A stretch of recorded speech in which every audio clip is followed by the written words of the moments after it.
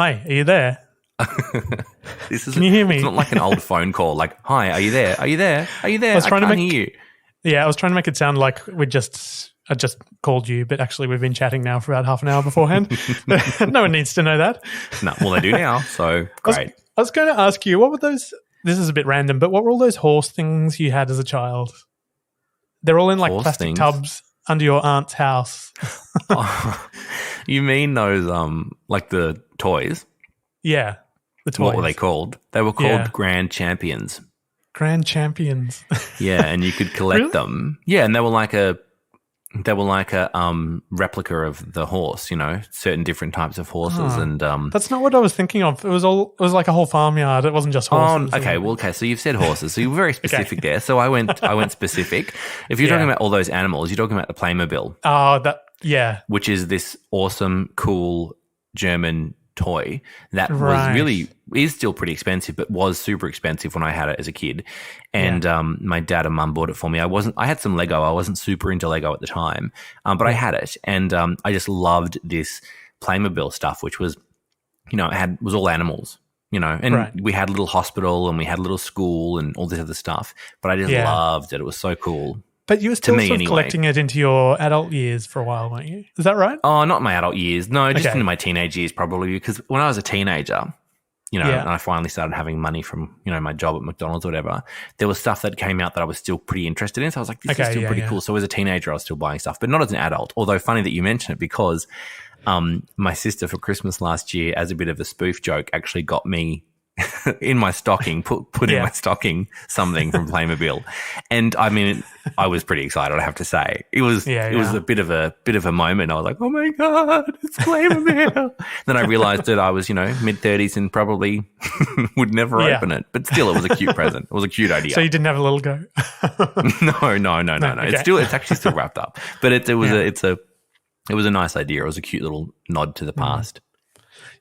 Well, you're going to have to excuse me today. I bit my tongue, so, you know, we've got to talk for about an hour, but I've got like a Why did you bite your thing tongue? on the side. Oh. Well, I didn't do it on purpose. Okay. But you told me to get what's that stuff called that you told me to get? The WD-40 to spray on it? Not the WD-40, unless you've got creaky hinges in your tongue, in your mouth. No. SM33 gel. Other mouth ulcers are available, This podcast isn't sponsored by Bayer SM33 gel, but here I am showing you a little photo of it on the camera here that nobody can see at home. But SM33, it's the best thing for ulcers. It stings a little bit when you first put it on, but it's so good. Is it though? Because I had a little go of it. I bought some at the chemist and I put it on my tongue, but I was worried that I was going to just swallow it away straight away because it's in this really like at the back of my tongue. Yeah. So I sort of had to keep it there for like 2 or 3 minutes to make sure it was doing its thing. I had to like stick my tongue out to the side and then I just started dribbling. So what I had to do was just for like 3 minutes over my sink, I just had my tongue like stuck out to the side and just drew like I was just amazed by how much dribble was coming out. Like it was Who like, are you? Are you I like think I lost about a Beethoven, litre. the dog? I think I lost about a litre of fluid. Firstly, that's really embarrassing, and I'm not sure that you want the world to know that. But anyway, there it is, everybody. Alex dribbles. But I've never had that experience with SM33, and everybody I recommend it to, because you know people love asking me for medical advice despite having none. I have my mother as a lifelong nurse, and she's been able to tell me everything. SM33, I recommend it to everybody, and actually it doesn't make me dribble, and it is awesome. And so I actually think you have wrongly applied. I think you might have fucked that up actually. What I recommend to everyone, just if you want to be amazed by your own body, is just to open your mouth over the sink and watch how much dribble comes out, because it's just like, I reckon I could have kept going for hours and hours and, I would have been dehydrated. Are you generally a slobbery person? I don't think of you as a slobbery person. I've never sort of thought, he's got a lot of spit. But, I just went, that's why they have to have someone at the dentist with the little vacuum cleaner, because of everyone just... The dribble's amazing. I was very impressed. I mean, I have an amazing dentist, and I have no problem instructing a dental nurse to do their job better. I have been known to grab a dental nurse's hand and move the vacuum cleaner Like move here. Yes, of course. I don't want to drown in my own juices or whatever it is, saliva, and I'm drowning here. I can't speak. Although my dentist does say that I'm the only person he knows that can talk while having his teeth filled. So that probably says that something. doesn't surprise me. But I'm always like, move the vacuum cleaner, do your job. You've only got one job right here. That is to, suck up all of this mess. Get going. So I will reach up, surprise the dental nurse, and move the vacuum cleaner so I don't drown. Now, this is exactly, you tune into a podcast about Popstars Australia and you get... This is what you get. Yeah, this is what you've tuned in for. I guess we should actually get on with it. Yeah, let's do it. Can you feel it? Yeah. Alexia.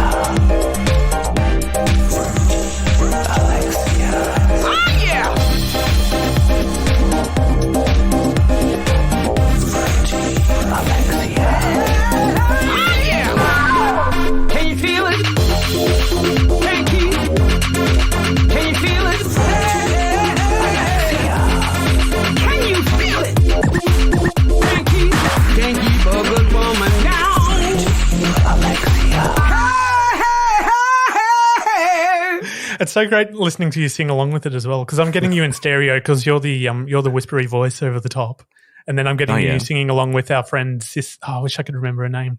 I licensed the samples from this website. So whoever she is, but when you get me doing it, it adds a different level of complexity, does it? Exactly. Yeah. Oh, it's so great just to hear it. It's like a fully immersive experience. We should release it as a single. Perhaps it'll be my first number one.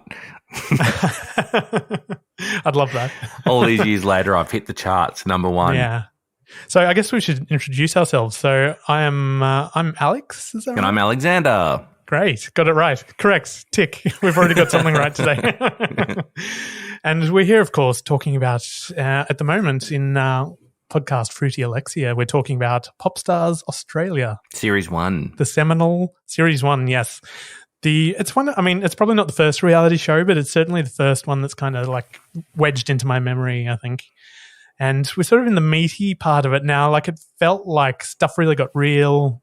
You know what I mean? Like, we're past the competition side of it, and now it's gone a bit gritty and edgy. And, even in the last episode we talked about on the previous podcast, Sophie sort of has this talk to camera where she gets really upset halfway through and almost like storms out, and she was like, I don't want to talk about this anymore. And, starting to feel like we're getting a real peek inside what was actually happening.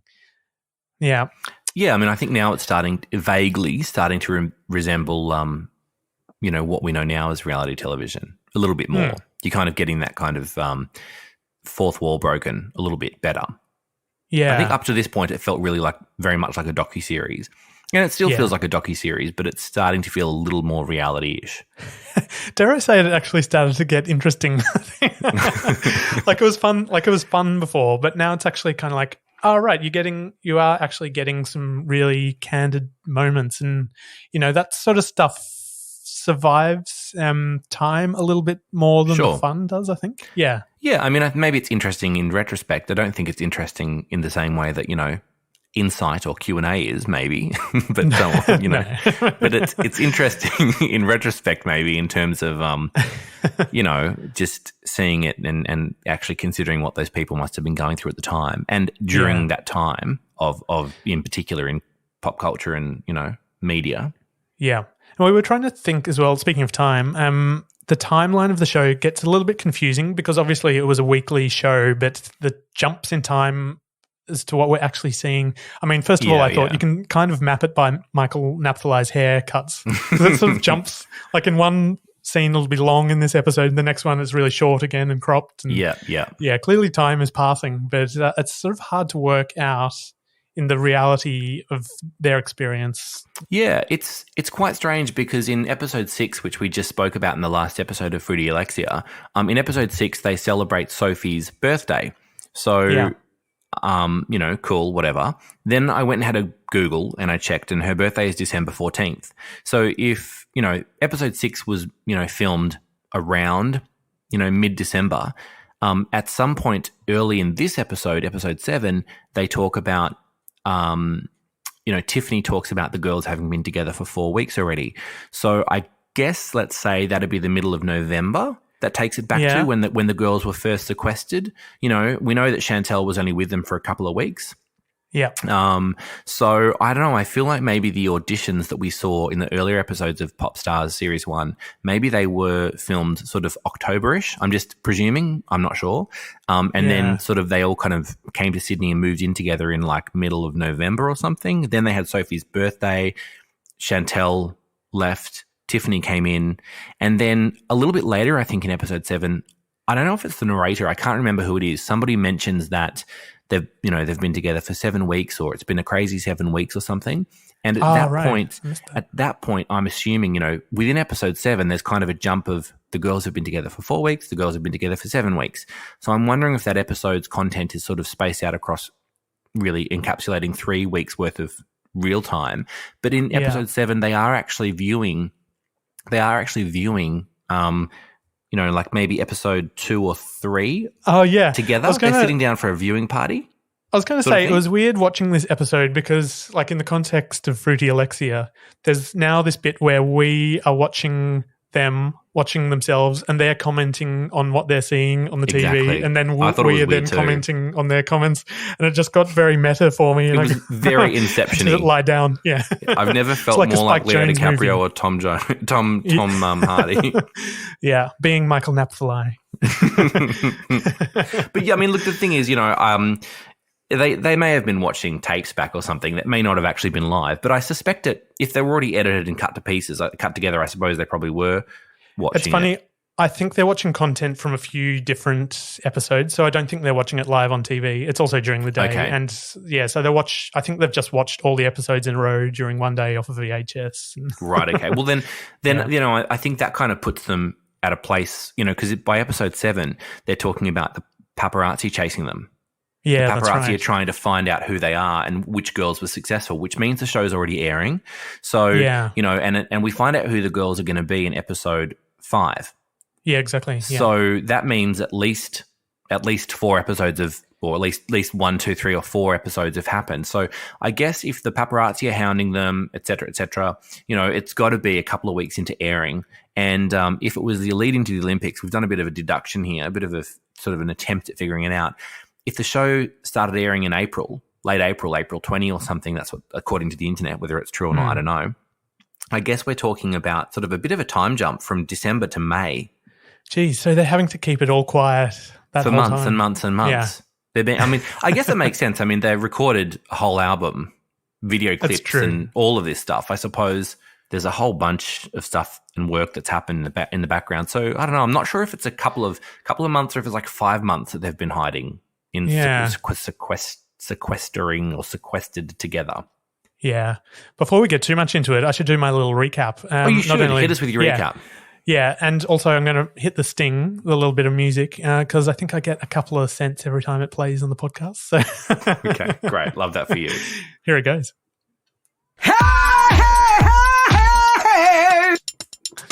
Right, okay, so after 7 episodes, you've probably got about 64 cents worth. I think I'd be lucky, yeah. I'd be lucky to have that many cents, I think. I need to look into that, actually. Need to start logging it with APRA. Anyway, that's a whole other – that's my admin. You don't need to know that. You've come here for the wonderful recap. Okay, let me Chantel has left the group and now they have to find a replacement. It's clear we're now in the media storm as the band have to this is why I don't do voiceovers, because I can't read a full sentence without stopping. It's clear now that we're in the media storm as the band have had to move to a secure apartment out of their luxurious terrace house. And in the new apartment, there's modern furniture and it seems like there's moussaka on tap. But there is also a severe lack of character and homeliness as they sink further into their manufactured lives, waiting to find out who will take over from Chantel as the 5th member.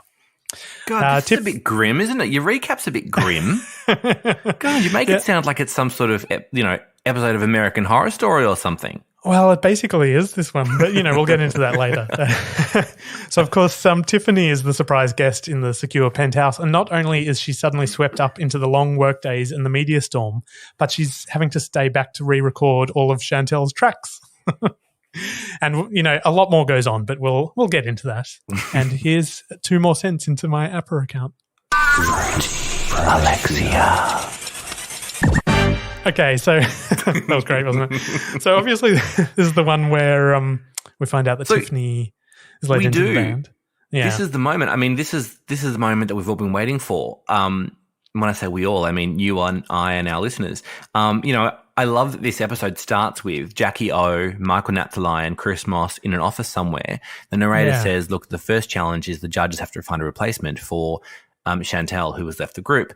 And it starts with Chris Moss saying, quite bluntly, Chantel had to go. There was no other way around it. She had to go. And, at this point, given that you heard that she was leaving for family reasons in the last episode, for this episode to start like that, you do start to get a bit of a hint with his tone, and he's very firm about it, that there was no other alternative. I mean, you start assuming something else has happened. And by the end of the episode, of course, you hear them talking about, the press are looking for other reasons why Chantel may have left the group, which is interesting to hear them even say that when they were trying to protect what was the true story anyway, but they themselves were kind of planting the seeds of doubt. Yeah, and it's hard to know it's so hard to know what actually went down. But well, it's hard to know then. It's not hard to know now when they've all come out and spoken about it, and we'll talk about that in another episode later down the track. But it definitely, at the time, was, now you're looking back on it, it was kind of like they were just dangling carrots the whole time, really. Yeah. It is nice to see in that little chat with Chris and Jackie and Michael at the beginning, though, that they're actually doing some deliberating. Yeah, it's sort of the first time you really see them talk about it, and it's kind of that first. It's really the first interesting bit, isn't it? Where they're sort of analysing the girls, and you're getting a bit better of an opinion of what their expertise, their expert opinion. You know what I mean? True. Like, as opposed to just liking their look or not, it's like, no, yes, no, and they're giving a bit more info. What I thought was interesting, Chris Moss starts to talk about Brie Kale.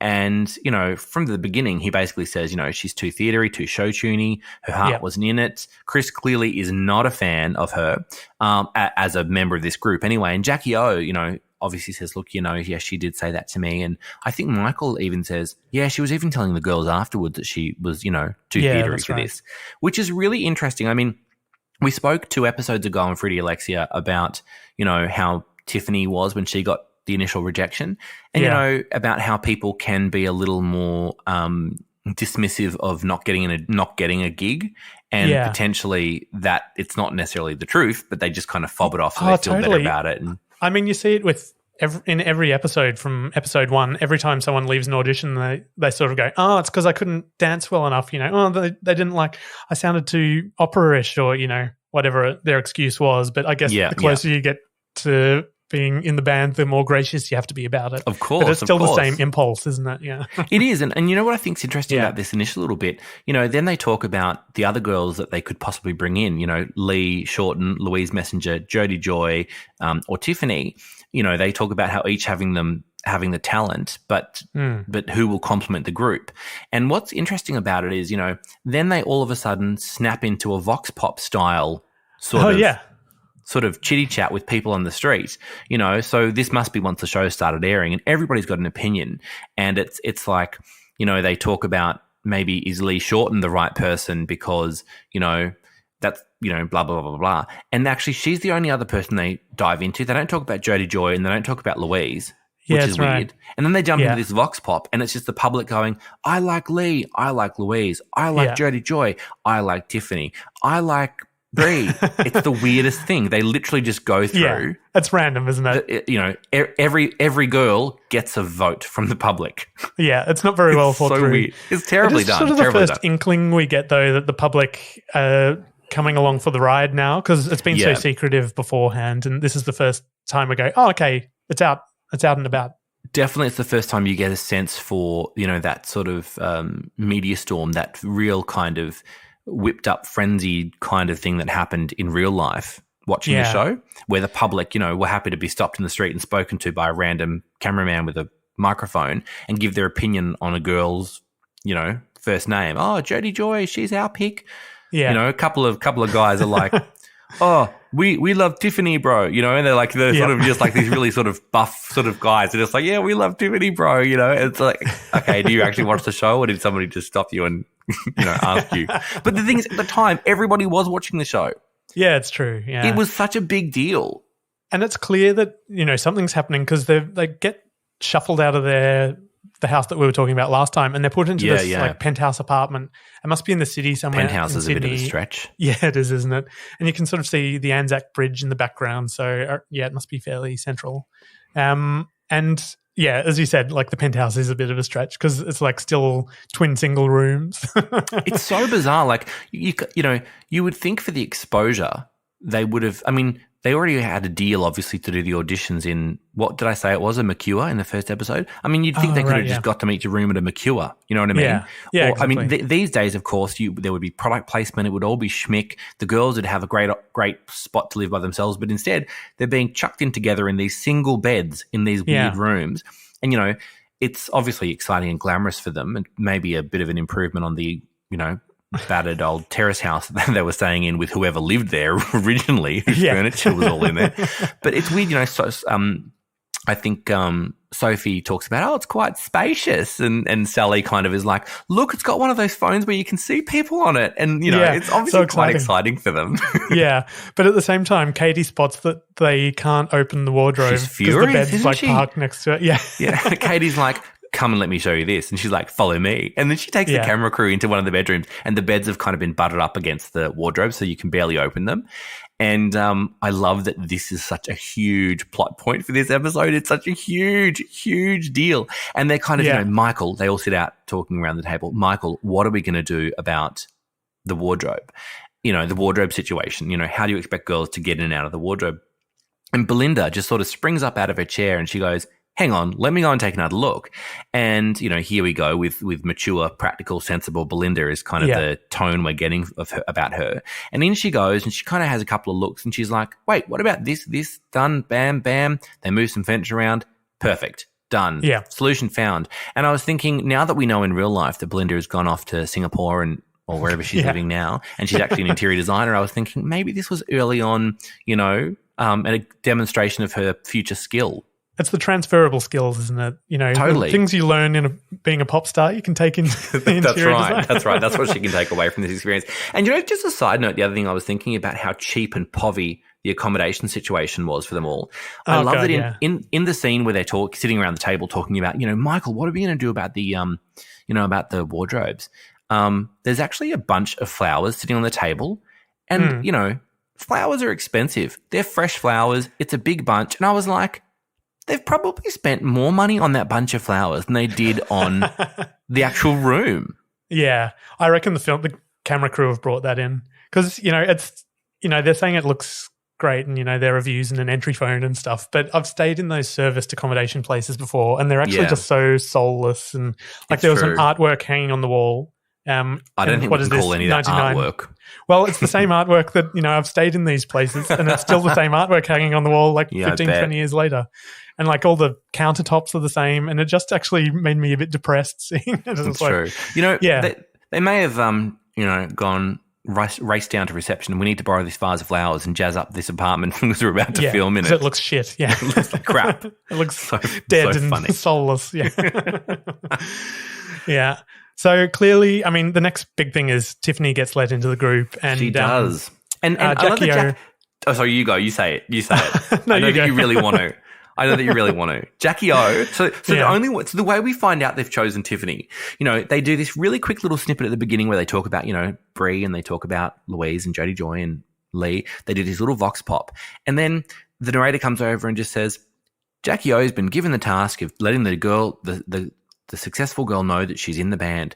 And next minute, you just see Jackie O walking through an empty breakfast buffet room at the Hilton, tapping Tiffany on the shoulder. And Tiffany's like, oh my God, thank you, or whatever.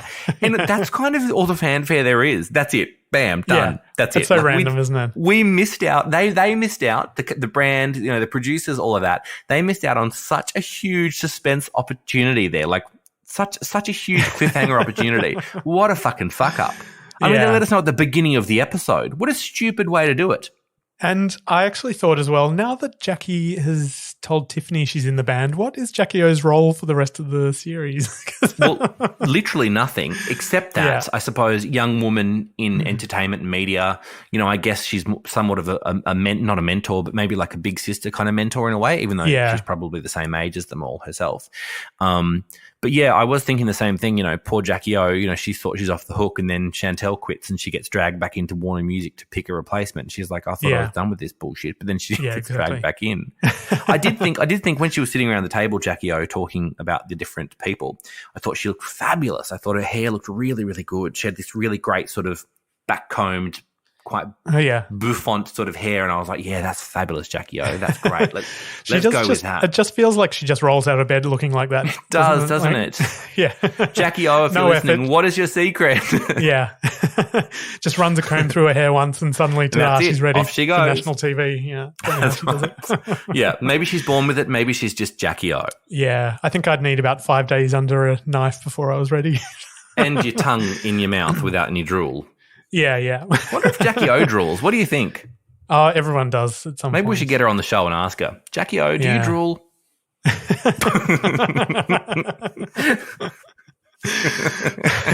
Anyway, we're glad she's yeah. You love that. You're literally thinking about Jackie O drooling. Yeah, so it's really. I'm trying to segue into our next point. You're not going to be able to segue. No just say it. You're not a natural born seguer, but that's all right. Go. But I do love a clunky segue. It gives me joy. Certainly achieved that. Here we go. Yeah. So dribble. Dribble. Okay. Yep. Nothing makes me dribble more than a Volkswagen Beetle. Oh, that's such a shit segue. God, people are going to be listening to this thinking, fuck, what have I listened to? Exactly. Yeah, okay. So the VW moment, you know, this is one thing that everyone remembers about this series, you know, in hindsight. Volkswagen brought out, you know, a rebrand of the original Beetle in 2000, and they were in bright colors and metallic colors, and you know it was really kind of fabulous and fun. And you know, in this episode, all the girls get given one, and the narrator has this weird voiceover, and he goes, "1 car each, and only for a strictly limited time." It's like, why? What a weird voiceover to even say. Yeah, it's so like strange. Like they've clearly been sponsored or something by Volkswagen, and then he's sort of undermining it by going, well, they're not giving them the cars, they're lending them the cars so that they can be shown on national TV is the subtext to that. It's so weird. And you know what I think about this? You know, now, of course, anybody listening may or may not know this, I don't know. But, you know, at the time, people were being lent cars and, you know, celebrities and media personalities were being lent cars. But, you know, it was a big deal that, you know, I guess a girl band were going to get 5 girls were going to get 5 cars to drive around, and they were brand new. It was a great marketing opportunity for Volkswagen. You know, they were a cool, hip car at the time. But really, like today, a car sponsorship is a dime a dozen. I mean, if you have a look at, I say this with great personal first-hand experience of a whole bunch of friends.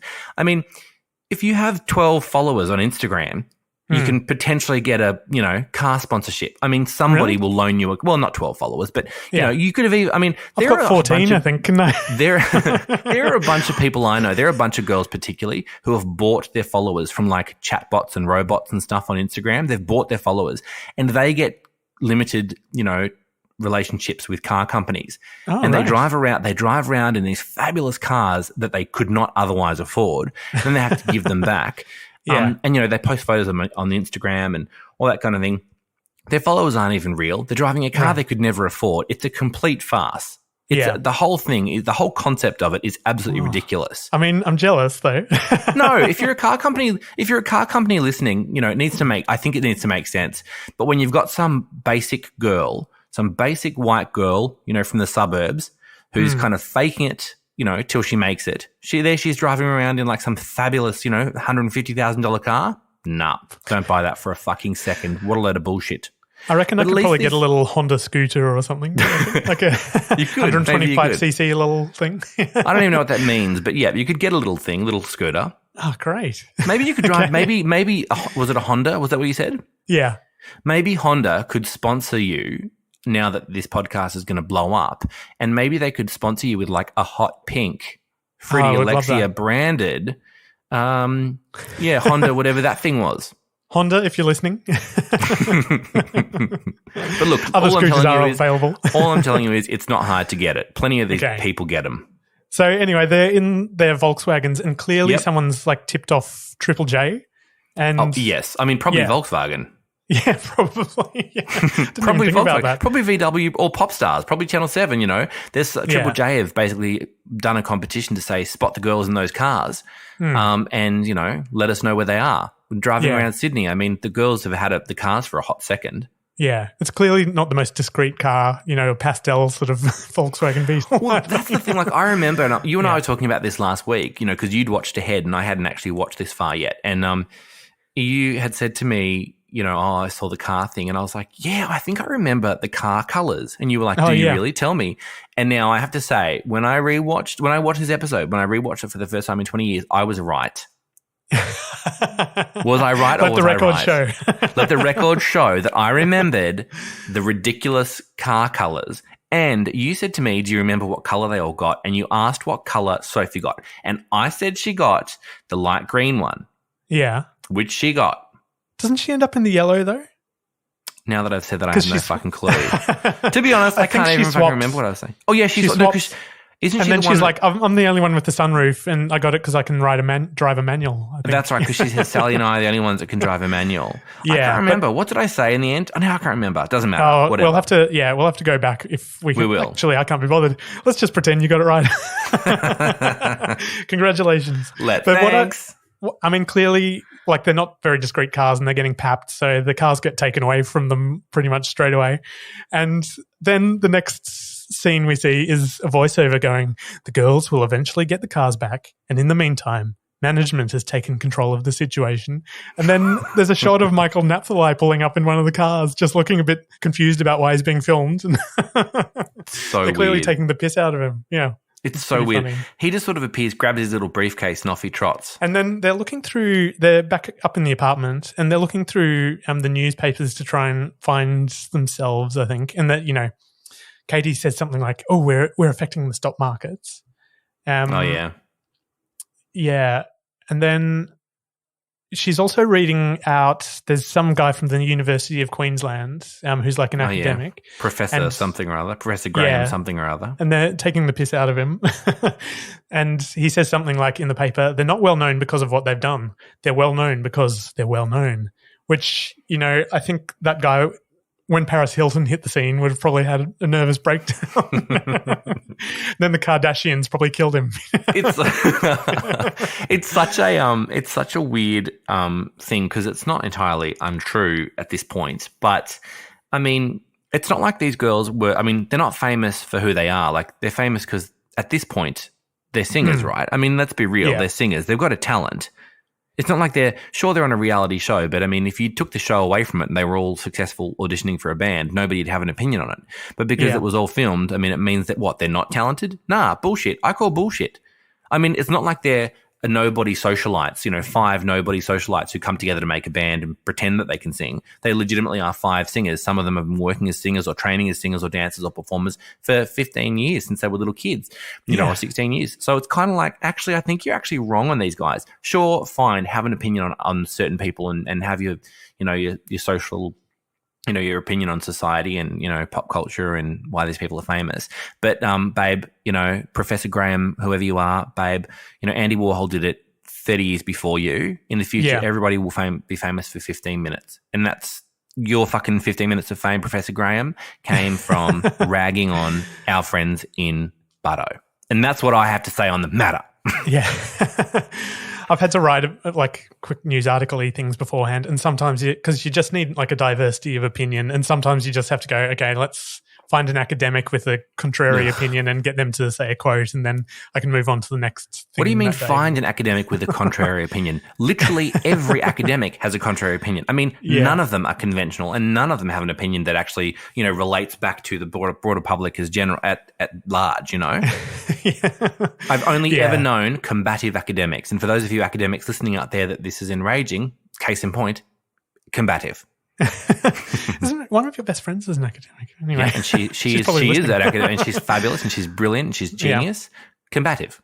Yeah, all right. No, well, not really, but on certain things. They also go on to, there's like this whole bit where they're trying on clothes. Oh. Yeah.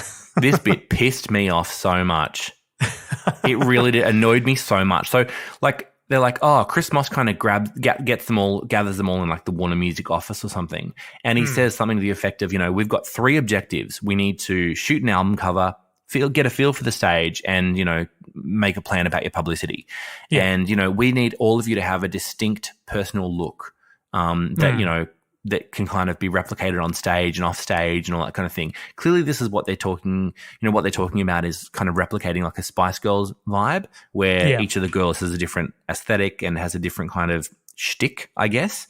And so we see all the girls kind of dropped into this some kind of, I don't know, fashion distributor or whatever. I can see there's a Zimmerman sign in the background. It looks like a fashion distributor rather than actually one brand. Right. Yeah. And, Sophie's the first cab off the rank, and she's trying on some clothes. She's in this sort of awful glittery pink halter neck dress And thing. can I just say, how these days you're not meant to assign, a gender to a job title. This was definitely a cameraman in this scene. It definitely was a cameraman, 100%. He had a wandering lens. Yeah. He sure did. He did have a wandering lens. And, poor thing. I mean, she just is such a cruisy person. Yeah. But the whole like sitting there, she's sort of holding it up, holding this underarm sort of up, kind of protecting her modesty, I guess. And she's trying this thing on. And, one of the fashion distributor people or whatever is kind of like, oh, do you feel comfortable in that? Do you think you could dance in that? And Sophie sort of says, oh, well, maybe not dancing or something like that anyway. And the woman says to her, oh, you worried that things are going to jiggle?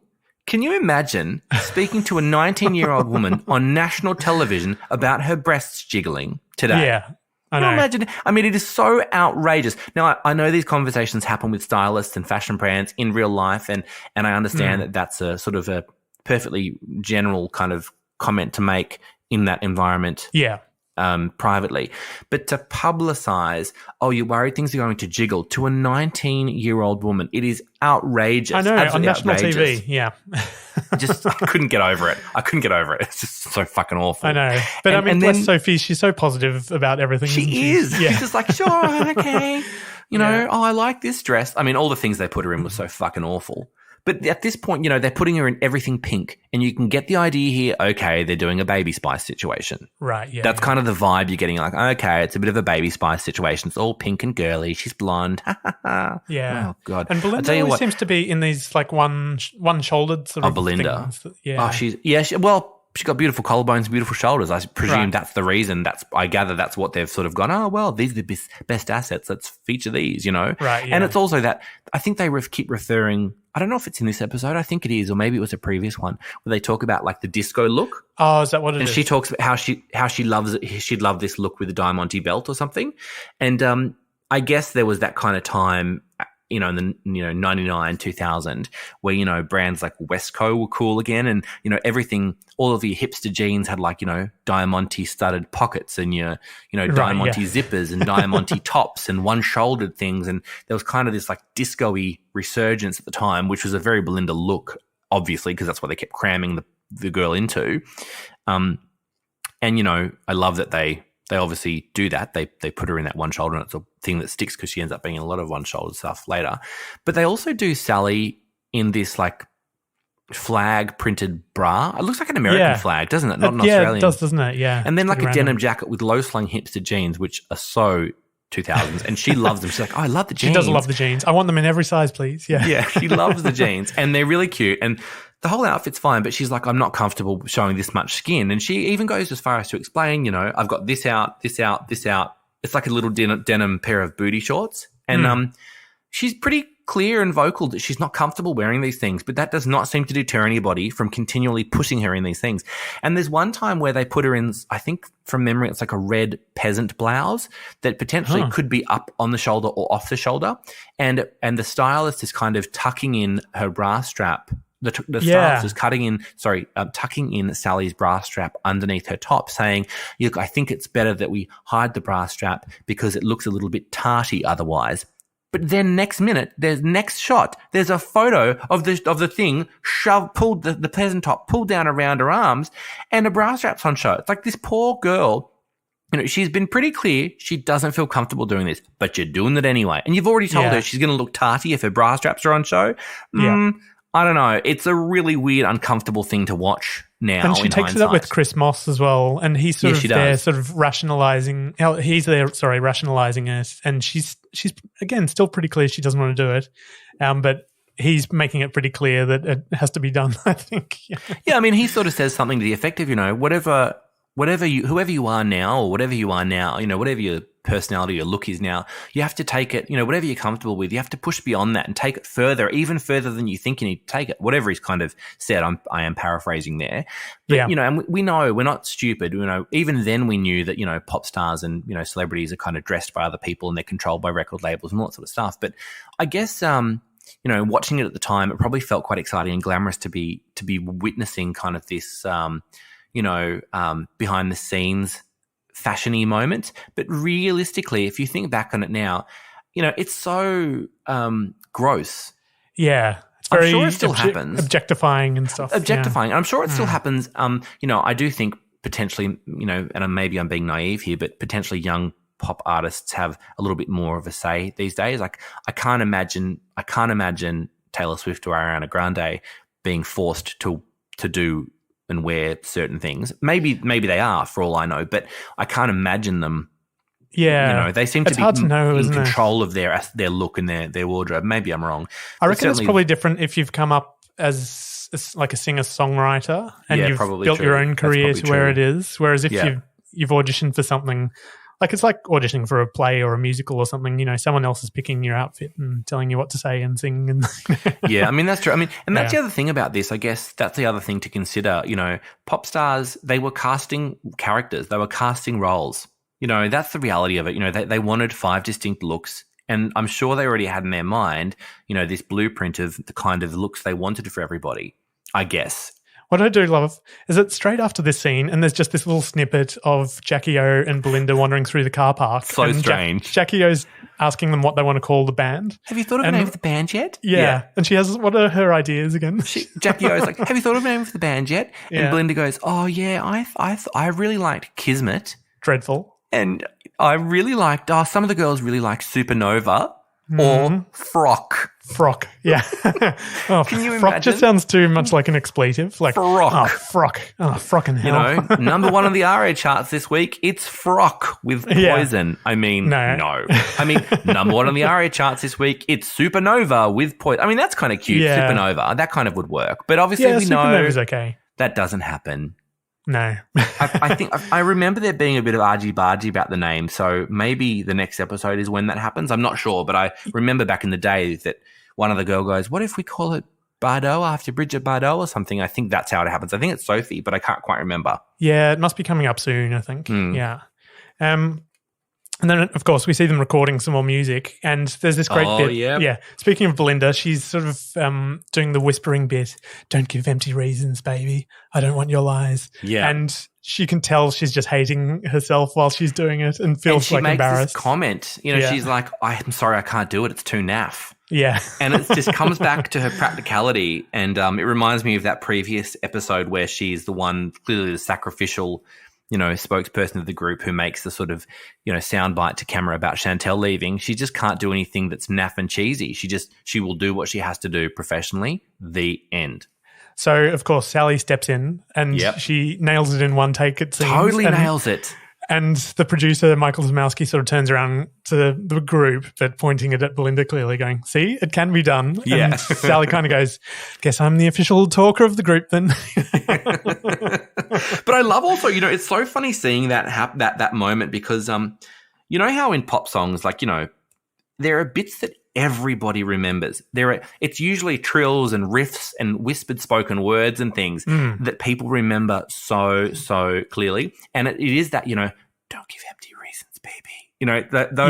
That whole thing is such an iconic moment in that song. And then at the end of it, we know that Katie has that like, wow bit that's added to the top of it. Oh, yeah. And it's so good. That's the bit that everyone kind of is like, yes. And if you hear it back now, you're like, oh my God, here it comes. Yeah, it's interesting hearing it like before all the layers are added because you sort of want to sing them in. And, Totally. It's weird hearing the song without every other, layer and bits and pieces added. It's quite fun, actually. And speaking of layering in, Jesus, I mean, Tiffany, she looks like a deer in the headlights because basically they brought her in and she's now having to replace all the tracks that Chantal had put down. And so like she's literally, I guess she's doing the 15-hour days with everyone else and then staying back and recording even more afterwards. So I don't know when she's sleeping.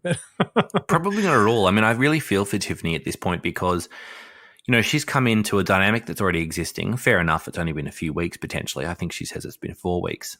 The girls have been together before she arrived. But certainly she comes in and she's clearly got to re-record all of the tracks that Chantal's already recorded in the various different layers and pieces that she's got to do.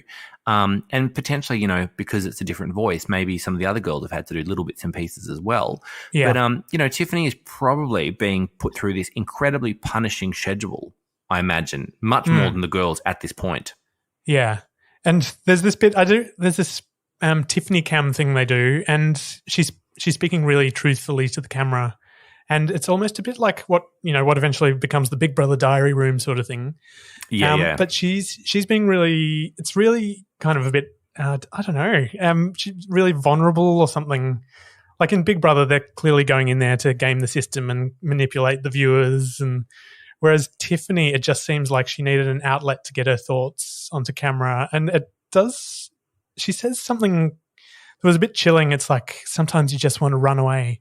I'm not sure if that sounds selfish or not, but sometimes you just do because you miss the people that you love. And it's like watching one of those, self-taped auditions for like someone who went on to win the Oscar later on.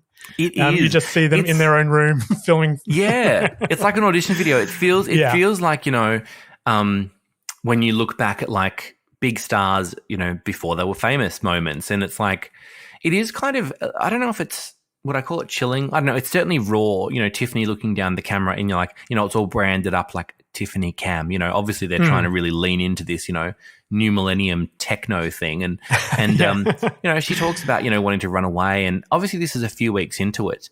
But, she's clearly got great self-awareness. Maybe that comes from being, 23 or whatever, that rather than, younger. But she's clearly got a great self-awareness, and taking being sequestered is taking its toll on them all. And the punishing work schedule is taking its toll. And, interestingly, she's from Sydney and she talks about missing her family and friends, or people who are close to her. So you imagine that her schedule must be so intense that she hasn't even got time to sort of, make calls or visit anybody. Yeah. I kind of feel for her, really. I think she really had a hard slog. And I actually think maybe in the eyes of the public, maybe she even had a lot to prove, which is not really fair because we were no more or less familiar with her than we were with any of the other girls who were in the group. It's true. And she even makes a little comment, doesn't she, about, I hope I don't come across as shallow on TV. Yeah, or didn't she say sometimes, like, I might come across as shallow? Didn't she say something like that? Yeah. Yeah. I thought it was interesting. And I mean, I guess she comes across as confident, that's for sure. And I think we've spoken in the past, like she came across as cocky in some of the interviews. Or maybe it was the champagne moment where she says, oh, thanks, I'm coming back tomorrow. Yeah, I drank 6 glasses of champagne. It's a little bit cocky, but maybe that's what she means. Where she's missing her friends' champagne and Bacardi. That's the friends she's talking about. I think she's probably just really feeling it. And yeah, but, of course she goes on to do a stellar job. So she does. And the thing I was thinking, at this point, I think there's a bit with Sally speaks to the camera and says, we did ask if we could keep it as a 4-person group, but no, look, we were told they wanted 5. And I guess that's the record label wanting to, emulate the Spice Girls or whoever else that they sort of had in their mind. But also they'd have to re-record everything they'd already done with the harmonies. Exactly. If they wanted to go down to 4, yeah. Exactly. I mean, the other thing too is, and we can talk about this later and on another episode, but I mean, you need those 5 girls together that made it, truly made it. I mean, I think maybe, the other odd ones would have been fine too that got rejected early on, but I mean, that you needed the 5 of them. And I think it is such a fucking shame that Katie left when she left. Yeah. We'll talk about that more later, but I think the 5 of them together, Tiffany was the right choice from the very beginning. Cha-ching for you. Cha-ching, yeah, cha-ching. 0.5 more cents for me. Sometimes when we're doing this, I do have to think, a bit self-reflectively and go, I've got like my master's in journalism and communication. Good on you. Here I am dissecting a show that's 20 years old about pop culture, which is fine. It's an interest anyway. But then also, there's a journalistic kind of saying, which is like an inch wide and a mile deep. And that's where you just pick one topic and you just mine it and mine it and mine it. And because actually that's more interesting than being like broad or vague or anything like that, I think. So, I'm back on board with myself here going, this is I'm using all my skills. I'm writing little bits of music. I'm editing the podcast.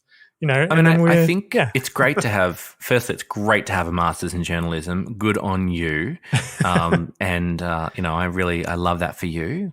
But I also think there's a lot to be said for doing something that you enjoy just for the sake of because you enjoy it, and something like this, doing this podcast regardless of your master's in journalism, which, by the way, dear listeners, I do not have. Just a side note on that. Alex, with all of his degrees, you've got like 3 and a master's, haven't you? Yeah. Yeah, I've got none and no masters. Okay. So that's okay. Well, two of them are grad dips, so yeah. I don't know what that is because I didn't go to university, but love that for you. Love all those grad dips, all the masters, all the things. I have none of them, but I do think, if you are interested in something or you like something, there's always that potential that other people will too. And, I think anytime you can kind of get together, chitty chat and have fun with somebody and talk about something that, you've got great affection for, I think it's actually a good thing. And actually, it probably would be good for a lot more academics to actually take a chill pill, relax, and actually do something a bit more lighthearted and apply a little bit of humor. Yeah. Is this aimed at your friend again? Levity? No, not aimed at her. No, she's great. She's great. She could be chilled and relaxed, but it's aimed at that bloke who wrote that article about Popstars in 2000. Yeah, gotcha. Actually, can you imagine being a female academic amongst male academia sort of? Yeah, space? I mean, this is a massive topic that I don't know if I'm qualified to chat about. I'm not qualified to talk about it either. Look, if anyone's qualified, I mean, you are. You've got your 3 whatevers and your 1 master's. So if anyone's going to have an opinion, you can. But fuck it, I don't care if we're qualified or not. That's all right. I'm not qualified to talk about anything. Bullshit. Yeah. But it is bullshit. It's fine. We can say this. I reckon there are a lot of, male academics that are unwelcoming to female academics. That's my thought. Yeah. I'm not sure. I'm just going to go out and throw that out there. Oh, look, I'd say so. And, I'm sure there's been, thousands and thousands of years of oppression that we're all still in the process of working through. Yeah, but I don't know what totally. I think is, as a comedy podcast, maybe now's not the time to mind this. I don't know. You never know. But somebody listening could be the right person who gives an opinion on this. Maybe let's stick with commenting on music and outfit choices, I think. Yeah, well, whatever. I've got an opinion on everything. But you know what? You should let us know your opinion because we have an Instagram. So you can send us a DM and you can hobnob us alike. Yeah, you can. Hobnob us alike. Well done for reading out the scripts verbatim. Also, by the way, that is how you do a segue. Yeah, that was pretty good. That was so fucking good. Even I was impressed with myself. Yeah, I'll have to listen back a couple of times and take some notes. That's why I'm the pro, babe. That's why there you go. You should do your PhD in segues. Anyway, you can also send us some cash, which can go on to fund some academic writing from Alexander. Yeah. Now we're publishing shows pretty much every Friday and Tuesdays. We were talking about having a mid-season break. So we'll see what becomes of that. Yeah, we'll see. Yeah, we'll see if we're going to have a mid-season break or not. At the moment, I have to say I am absolutely loving Popstars and I'm so excited to keep going. I really want to keep watching. I'm just so excited. But, you don't want to kill the goose that lays the golden eggs too soon, We've got to stretch this out. Milk it for all it's worth. So far, only you are getting golden eggs laid in the form of your 33 cents per sting or whatever it is that you're getting paid. So far, no golden eggs have been laid in my lap, but that's okay. Well, that raises a good point that you can send us a little contribution in our Acast support page in the link of this podcast. description. Sorry. And, also, there's the option for us, in the future to have some merch, as we talked about before. Oh, yeah. Now, my elbows are a little dry. Do you have anything you could recommend? Funny you should mention it. Here's something I prepared earlier. Have you tried new Belbows? I haven't. What's a Belbo? Well, a Belbo is a chapstick for your elbow, and it comes in XYZ, great flavours. Yeah, but isn't a chapstick too small for my elbow? Won't it only last for 1 to 3 applications? Ah, foolish man. You're quite wrong. Quite wrong indeed. Please find here before you. No, Exhibit A, although I don't have it here. Yeah. I'm telling you right now, there is money to be made out of our Belbos. There is, yeah. And so who knew? Out of your dry, crusty, haggard, Sydney-ravaged elbows. Crusty.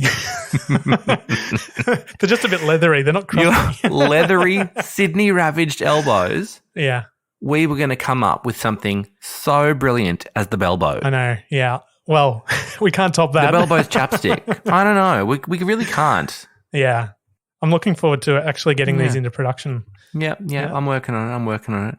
So maybe we should run away now and look into some how to cheaply import something that's not going to give people any rashes or have a reaction. We need to test these on some kind of children or something, don't we, before we get them into production. Anyway, before I get us in any legal trouble, I'm going to sign off and say goodbye. Excellent. All right, I'll talk to you later. Bye. Bye. Can you feel it? Can you feel it? Can you feel it? Can't keep a good woman down. Alexia. Hey. Can't keep a good woman down.